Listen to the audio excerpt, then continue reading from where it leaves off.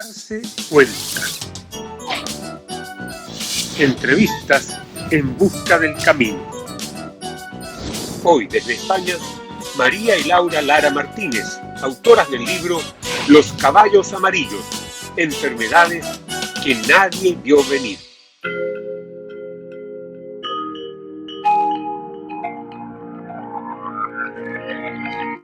Bueno, primero que todo, qué gusto en conocerlas.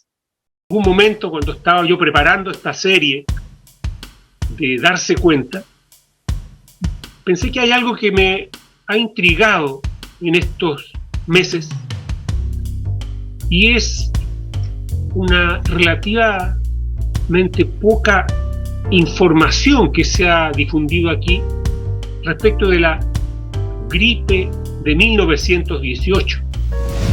Y me parece como muy interesante saber de aquello por lo que estamos viviendo ahora. Entonces, sí, supuse que gracias a internet yo podría llegar a alguien que supiera de esto y supiera bastante. Pues no me demoré mucho en llegar a ustedes y gracias. Que saben muchísimo, y ya no solo enterarme de eso, que ya era estimulante, sino que enterarme de ustedes, que son dos personalidades en España, por lo que he visto felizmente, y con una vida muy especial, muy particular. Dos mellizas que hacen una vida muy simbiótica, diría yo, porque por lo que he podido ver se han ido integrando, teniendo matices, pero en algo como muy común, y en ese camino lograr éxitos extraordinarios en el aspecto estudiantil, académico, y ahora como comunicadoras, escritoras. Entonces me parece, como digo, una bendición.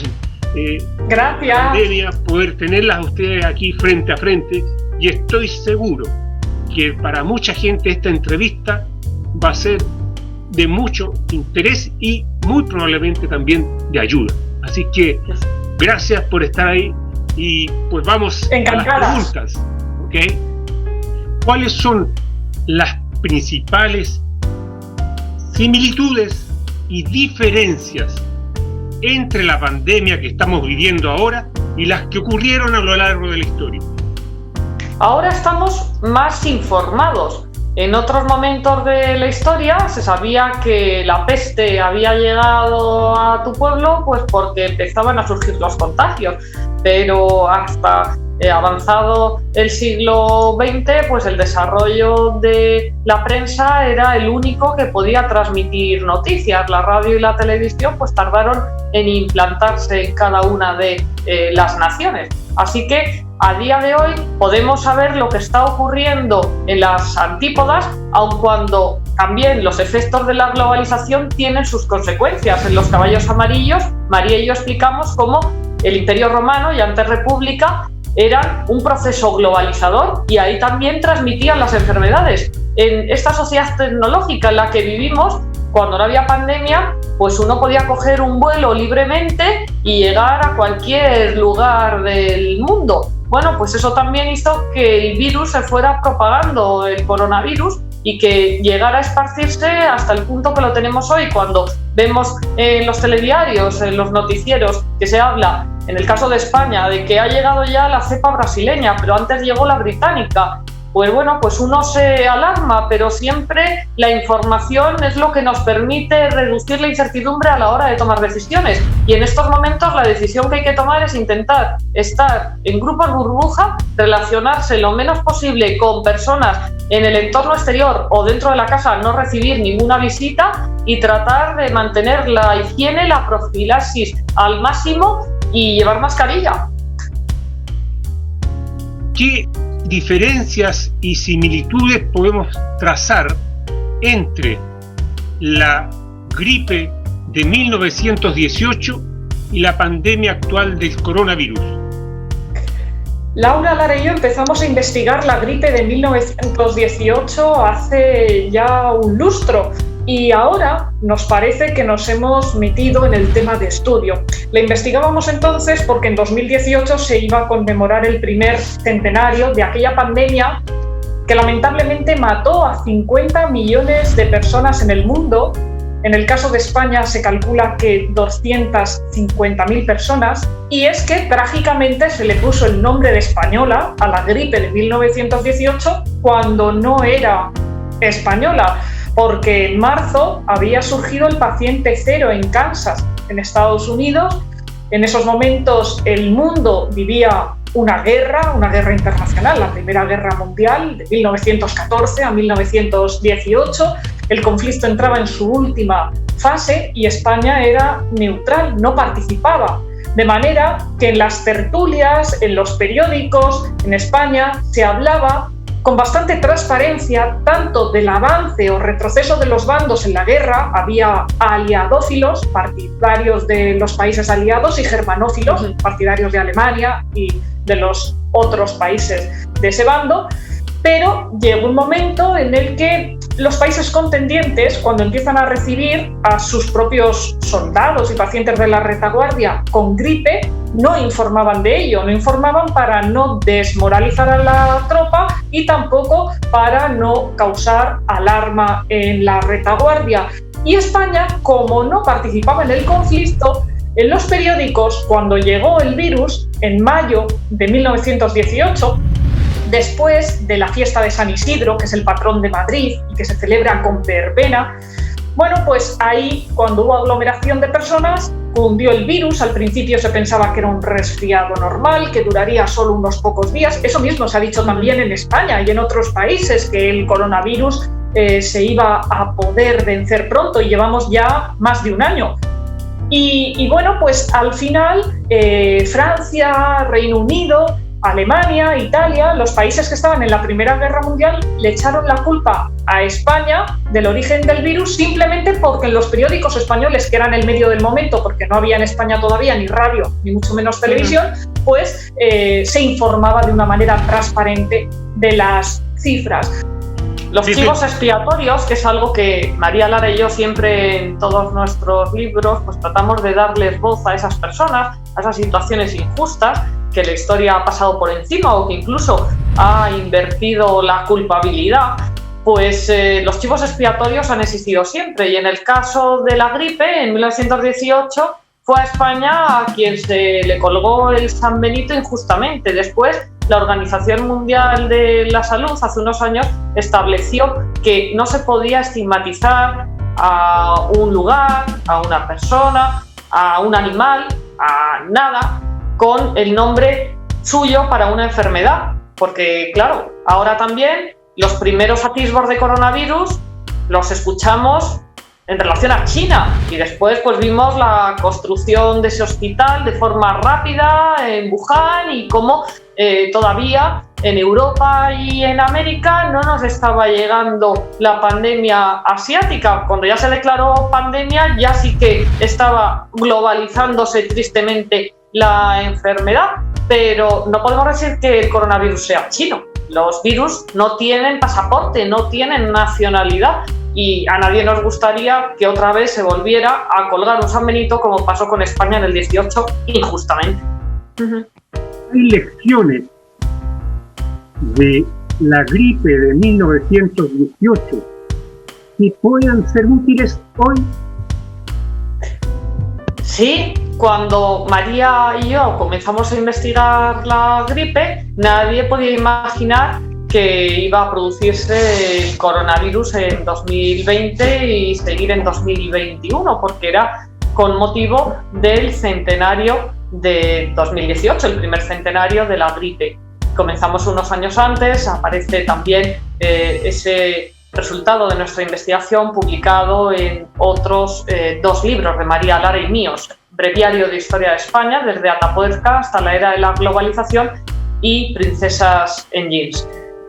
En esos momentos veíamos instantáneas de militares creando hospitales de campaña rápidos, gente con mascarillas. Hay una foto muy graciosa porque hay un grupo familiar y lleva mascarilla hasta el gato. Anuncios en la prensa de tome aspirina, O lávese con frecuencia las manos. Bueno, la aspirina pues puede bajar la fiebre, pero no es la panacea ni para curar la gripe del 18 ni por supuesto el coronavirus. Pero era la única fórmula científica prácticamente que se conocía en aquel momento. Entonces, el miedo que se veía que en 1918 estaban pasando por esa pandemia, nadie podía imaginar que un siglo después, 103 años más tarde, estuviéramos inmersos como en el mismo túnel de lo que entonces sucedió. Allí había también medidas de separación entre las camas de tantos centímetros para que un enfermo, pues si tose, no sea tan fácil que le llegue esas gotículas al vecino de al lado que está enfermo pero que puede estar menos grave, y también para que los trabajadores, los enfermeros o los médicos pudieran acercarse a las camas y realizar su función de la forma más cómoda posible para dar el diagnóstico y revisarlos. Así que vemos que nuevamente no hay nada nuevo bajo el sol y que es triste comprobar cómo en estos años la ciencia no ha podido frenar que otro virus vuelva a causar esta desolación. ¿Tienen conocimiento ustedes de las teorías conspiracionistas sobre la pandemia? Existe mucha controversia también al respecto y va al hilo la conversación de otro punto que quería señalar, y es cuando no se conoce el origen de un virus, de una bacteria, de un agente patógeno, circulan muchas noticias falsas, es lo que hoy llamamos fake news.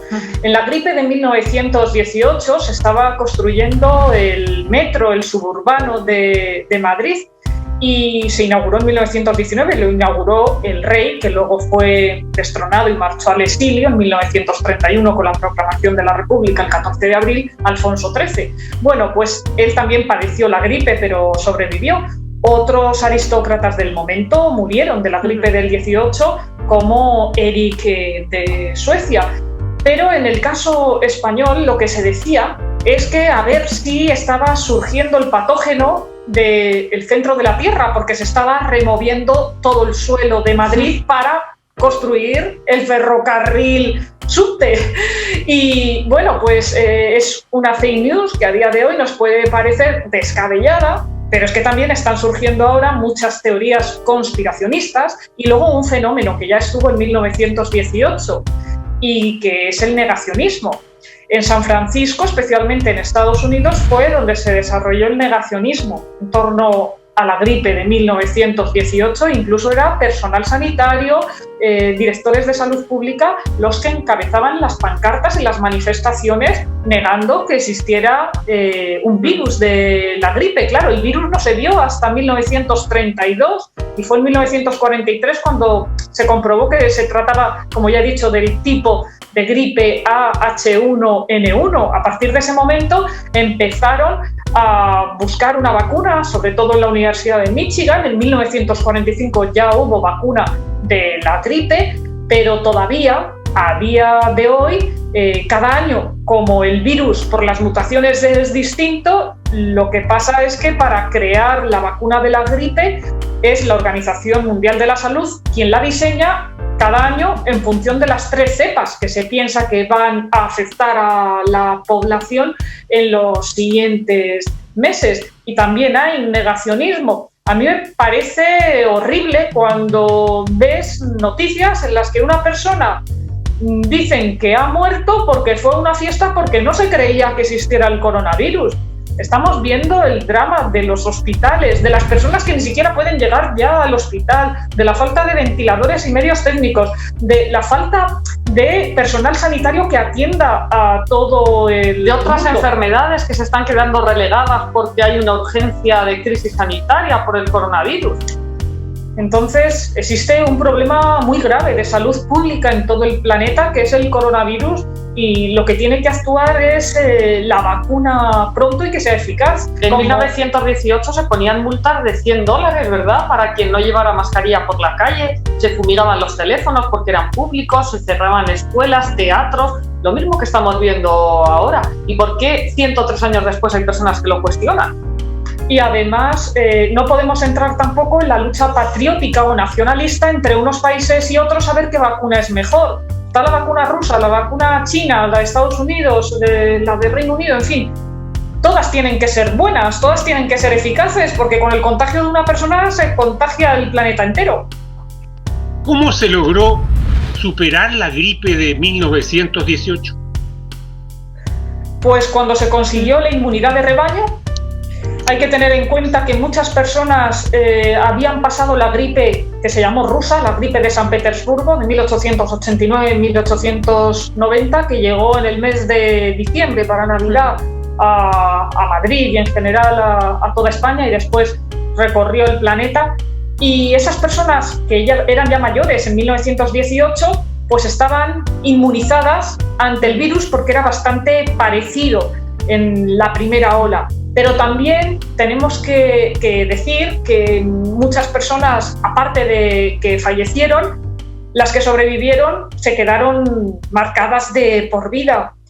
Por un lado, porque perecieron padres, madres, quedaron muchos huérfanos. Por ejemplo, después de que se superara la gripe en 1918 en Francia y en Reino Unido, se legalizó y se aceleró el proceso para facilitar la adopción de niños. Habían quedado muchos huérfanos. También quedaron muchas viudas que tuvieron que buscar un sustento, ya que por la sociedad patriarcal del momento era el marido el que trabajaba fuera de la casa. También, junto con los veteranos de guerra y los mutilados, quedaron personas deprimidas. Se lo llamaba la depresión de Flandes, y eran, bueno, los que habían quedado bien melancólicos por las pérdidas que habían sufrido en la Primera Guerra Mundial, las pérdidas familiares, o los que habían sufrido esas pérdidas por la gripe. De hecho, en el Museo Imperial de Londres se conservan cartas, y hablamos de ello en Los Caballos Amarillos, cartas en el Museo de la Guerra, donde aparecen testimonios de niños, adolescentes, que hablan de cómo en 1918, en los alrededores de sus pueblos, en los bosques, la gente se suicidaba porque se había quedado sola en la vida y no podían afrontarlo. Y cómo ellos pensaban que quizá también se contagiaran y vivían como una auténtica psicosis. Luego también María y yo reivindicamos en Los Caballos Amarillos enfermedades que nadie vio venir, como las enfermedades, además de no tener nacionalidad, como decíamos, pues hay que prestar atención a todos los países, a todos los lugares del planeta, porque si pensamos en la crisis que hubo hace unos años con el tema del ébola, cuando las autoridades sanitarias tomaron partido y empezaron a hacer algo para evitar que se siguiera propagando y para atender a los enfermos, cuando llegó a lo que no nos gusta llamar así, pero para que nos entendamos todos, al primer mundo. Sin embargo, cuando esa enfermedad estaba asolando otros territorios, la población moría y no pasaba nada. Fue cuando llegó a Europa, a América, a distintos lugares que, bueno, ahí sí que las autoridades políticas intentaron poner un remedio. A día de hoy, la vacuna tiene que llegar a todo el mundo. También tiene que llegar a los países de África, donde tristemente en algunos de ellos hay personas que se tienen que lanzar al mar intentando llegar a España, Italia, Malta, alguna costa mediterránea para poder sobrevivir, bien porque haya llegado el autodenominado Estado Islámico o porque haya tiranos en sus países que no dejen avanzar el progreso ni permitan que entre la democracia. Así que en este mundo globalizado la inmunidad la tenemos que conseguir todos, y todos es todos, cualquier rincón del mundo. ¿Cómo va a quedar el mundo después de esta pandemia? Pues esperemos pronto poderla superar, pero hay situaciones que estimamos como historiadoras que han llegado para quedarse. Por ejemplo, el teletrabajo se ha visto como una fórmula más que válida y suficiente para determinadas profesiones. La enseñanza online, tanto con escolares de primaria, de secundaria, como también de universidad. ¿Cuántas veces se había dicho antes la frase de que no hay que automedicarse. Bueno, ahora no nos automedicamos, pero también las consultas médicas son por teléfono, que no lo habríamos esperado antes, que el diagnóstico fuera una descripción del paciente de sus síntomas, puesto que los centros de salud están saturados. Y también muchas otras circunstancias. La televisión, por ejemplo, como académicas de la Academia de la Televisión en España 2020, marcó un antes y un después, así lo vemos Laura y yo, porque nunca antes se habían hecho tantas conexiones con plataformas virtuales y que esas conexiones entraran a los programas hasta el punto de que prácticamente eran una sucesión de bloques de conexiones en directo a través de este canal privilegiado que es Internet. Y sacar la conclusión de que la vida va en serio, que hay que vivir lo más amenamente posible, no se puede estar llorando, pero la vida no es un juego. ¿Vamos a ser mejores los seres humanos después de esta pandemia? Eso era una pregunta que hacia el mes de marzo, cuando se estableció el confinamiento en España, yo creo que casi todo el mundo se hacía. El 14 de marzo, cuando se decretó el estado de alarma y dijeron que durante los días siguientes no se podía salir a la calle, nada más que para comprar, ir al médico o cuestiones de fuerza mayor, todos teníamos ante nosotros el reto de convivir también con las personas de la casa. No es lo mismo entrar y salir, ir al trabajo y ver a la familia durante las horas de lunes, martes, miércoles, jueves, viernes y el fin de semana que las 24 horas. Es sin duda una prueba de convivencia para padres e hijos, para matrimonios, para escolares, para parejas, cada uno trabajando en su habitación, unos haciendo los deberes o las tareas del colegio, otros haciendo el trabajo como si estuvieran en su despacho profesional. Y muchos nos preguntábamos eso, si las personas se iban a dar cuenta, iban a ser mejores. Yo lamento ser en ese sentido pesimista y creo que hay personas que no cambian, por muy cruda que vean la realidad. Sí que sería importante que, ya que estamos viviendo esta situación tan dramática, pues el coronavirus fuera como el Pepito Grillo de la película de Pinocho, la voz de la conciencia, y pues despertara sentimientos dormidos en las personas, sentimientos positivos de hacer el bien, de buscar la paz, la cordialidad, saludar a las personas aunque no las conozcas, tratar de ayudar al otro sin buscar nada a cambio, pero con el hecho de saber que tienes a tus familiares a lo mejor a 300 kilómetros de distancia y te gustaría que otro samaritano también les ayudara a ellos, como tú le estás ayudando al vecino o a un desconocido. Creo que a muchas personas sí que nos habría gustado esa situación. Yo es que confieso que Laura y yo somos personas muy sensibles y la verdad que nada de la vida nos resbala, todo nos afecta. En este caso somos empáticas a través de la empatía, como dice Laura, pero siempre creemos en esa utopía, no de Tomás Moro, pero sí la utopía de que la humanidad tiene un pozo de verdad y un fondo de bondad en su interior. Ojalá la gente se dé cuenta de ello y cambie, pero cuando voy por la calle paseando y me encuentro a personas con la mascarilla en la mano o terrazas de bares que están llenas, ahora ya es que están cerrados aquí donde nosotras vivimos, o personas que se preocupan por cómo van a pasar un cumpleaños si no congregan a 20 personas en su casa cuando la gente se está muriendo en el suelo del hospital, pues me planteo un poco dónde está la prudencia. Luego en España también, antes de la pandemia, había dos males muy acendrados y que empezaron a tener nombre hacía poco tiempo, y eran el bullying y el mobbing, el acoso escolar y el acoso laboral. Personas que disfrutan dando por saco como si fueran un virus humano. Bueno, pues esas personas, pues yo les pediría desde aquí que hagan un examen de conciencia y que sean capaces de que cuando consigamos todos sobrevivir al coronavirus, ojalá que podamos contarlo, pues que esa envidia o manía o pique que tengan con alguien, que digan, pues voy a dedicarme a construir yo y a intentar ser yo mejor, en vez de fijarse en el espejo del otro para envidiar, para admirar, y así no solamente vivirá el mejor, sino que dejará vivir mejor a su entorno social y disfrutar al niño o al adulto que va a trabajar o que va a estudiar con ilusión cada mañana, sin miedo a que el obtener una buena calificación académica o profesional pues sea la causa de una nueva patada. Así que la violencia, sea física, sea psicológica, yo creo que con esta lección que la vida nos ha dado con el coronavirus a todos, que ha sido como estar inmersos en una película de ciencia ficción, pero desde la realidad, pues esas personas que hayan desarrollado ese tipo de actitudes o de comportamientos que son profundamente pueriles, pero se ven en la edad adulta, pues deberían intentar cambiarlos. María y yo estuvimos en 2009, fue una de las veces que cruzamos el charco, el Atlántico, en Argentina.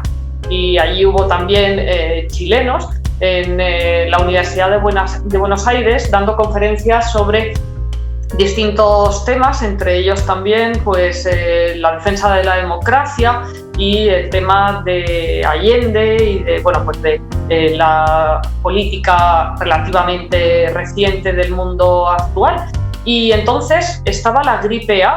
Hubo congresistas que no se atrevieron a viajar a Buenos Aires por el tema de esa otra epidemia. Era agosto o septiembre de 2009. María y yo nos lo estuvimos pensando, pero decidimos sacar los pasajes, los billetes de avión. Lo recordamos como un viaje muy feliz. Y ahora pues hemos escrito también varios artículos sobre el tema, varias entrevistas que hemos concedido a Euronews, y en una de ellas nos preguntaban qué pasó con las vacunas de 2009. Y es que en todo el mundo, la mayor parte de las vacunas de 2009, después del presupuesto tan alto que se gastaron los países en pagarlas, fueron destruidas porque hubo poca concienciación de que era importante vacunarse. Luego, pues esa gripe afortunadamente fue menos letal que el coronavirus, se consiguió frenar antes. Ahora también nos llama la atención ver cómo países como Taiwán o Nueva Zelanda, cuando nosotros estábamos en la primera ola, en la primavera de 2020, ellos habían conseguido frenar el coronavirus, incluso estaban ayudando a países de otros lugares para mandarles mascarillas o gel hidroalcohólico. Bueno, pues eso también es una enseñanza de esta pandemia, que los países no solamente es que se puedan ayudar entre ellos, es que están obligados a hacerlo. María, tú escribiste un poema de la pandemia. Sí. Sí. Confieso a la audiencia que Gonzalo sabe todo de nosotras. Oye, y porque ese hermoso es nuestro poema. Biógrafo en Chile. Sí, es nuestro biógrafo en Chile. Y hay una parte del poema que no entendí y aprovecho la oportunidad de preguntarte. Sí. Déjame buscar porque tengo el apunte. Es al final, donde dice: volveremos a reír, en todo es mentira. Eso es una referencia a nuestro programa en España, del que somos historiadoras, el programa Todo es Mentira, que es presentado por Risto Mejide y que se realiza en el canal de televisión 4 perteneciente a Mediaset en España. Y Laura y yo tenemos nuestra sección dentro del programa Todo es Mentira, y nuestra sección semanal se llama Vamos a contar verdades. También lo pueden seguir desde Chile a través de internet, y en nuestra sección Vamos a contar verdades, cada tarde que tenemos programa, lo que hacemos es contar episodios de la historia vinculados vivamente con la actualidad. Ha sido interesantísimo, una lección que les agradezco profundamente, y estoy seguro que vamos a seguir en contacto porque hay muchos puntos en común, hay muchas cosas que se pueden construir con ese espíritu que ustedes decían, que todo esto nos sirva para bien. Así que muchísimas gracias. Un honor. Encantadas de volver a darse cuenta cuando nos digas, Gonzalo. Cuando todo esto pase, poner en paz la conciencia, buscar en el algoritmo al alma, esquivar de la fiebre el síntoma, despertar para apurar el día. ¿Qué pensará de nosotros la primavera? De las estaciones del parvulario siempre fue la preferida. Jovial, alegre y traviesa, miradla colorear los pétalos y lanzar su sombrero al aire en paseos por la Alameda. Pero ahora, la primavera, más allá del patio del colegio, busca vida y no la halla, o sí la encuentra. ¿Has llamado a nuestras puertas? En casa estamos. La tecnología es el duende que hace transparentes las fronteras y paredes. ¿Has recorrido el hospital? Tú lates en los respiradores y en el pulmón que lucha. Pasaste por el cuartel, por el despacho convertido en plató, por el aula de videoconferencia, por el salón de la abuela, por el balcón de la radio, por el camión de heno, por la tienda de campaña. No te olvides dar un beso en el palacio de hielo. Ay, querida primavera, llegó el momento de la hora, ahora o nunca. Quien conoce el tiempo que alguien nos apuntó como abecedario en el métrico libro de la guía. Somos ciudadanos electrónicos en un medievo con prisas. Es el instante de decir aquello que se quedó entre silencios. Cuando todo esto pase, volverás. Sé que lo harás, primavera. Y a la calle saldremos jubilosos, como el minero que contempla la luz. Entonces será el momento de recordar que somos más humanos, pues juntos superamos la pandemia. Y rendir tributo deberemos a quienes, por no transmitir el virus, se marcharon sin hacer ruido, valientes en camilla durante una noche callada, héroes que no retornaron a su hogar porque una falsa corona osó cegarles la dicha. Resistencia, resiliencia, esperanza. Ahora o nunca hay que apretar la mano en la distancia. Llegó la hora de susurrar todo irá bien en un grito al planeta Tierra. Cuando todo esto pase, seguiremos contando verdades, mas volveremos a reír en Todo es mentira.